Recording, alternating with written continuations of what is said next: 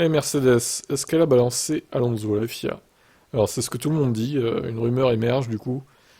Alors on peut penser ça parce qu'effectivement Mercedes a prévenu Russell qu'ils allaient peut-être Aston Martin recevoir une pénalité. Donc on peut se demander si c'est vraiment ça vient pas d'eux, oui, effectivement.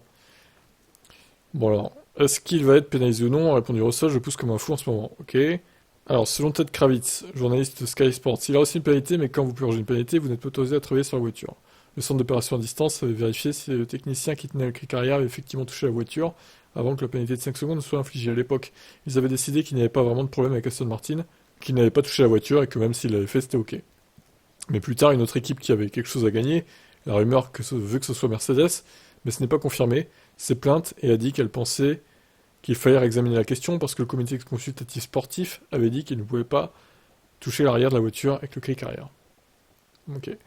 À la fin, Aston Martin a dit non, le CCS n'a jamais dit que vous ne pouvez pas toucher la voiture arrière avec le cric.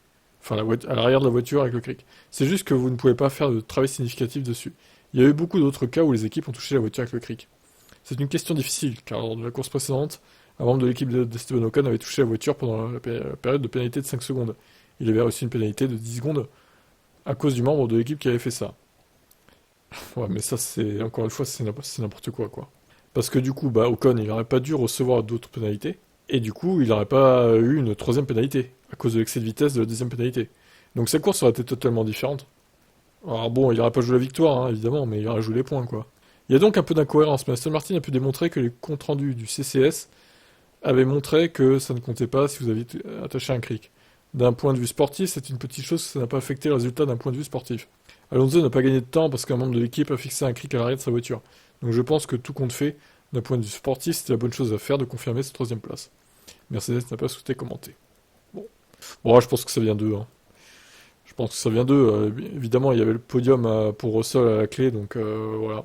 Bon, après, ça aurait été une autre équipe, ils auraient fait la même chose, hein. Ça aurait été une Red Bull, ça aurait été Ferrari, je pense qu'ils auraient fait pareil. Dès qu'il y a des choses à gratter, les équipes de F1, quelles qu'elles soient, hein, elles font le travail, hein. Elles s'en privent pas, on va dire. Voilà, pour ça.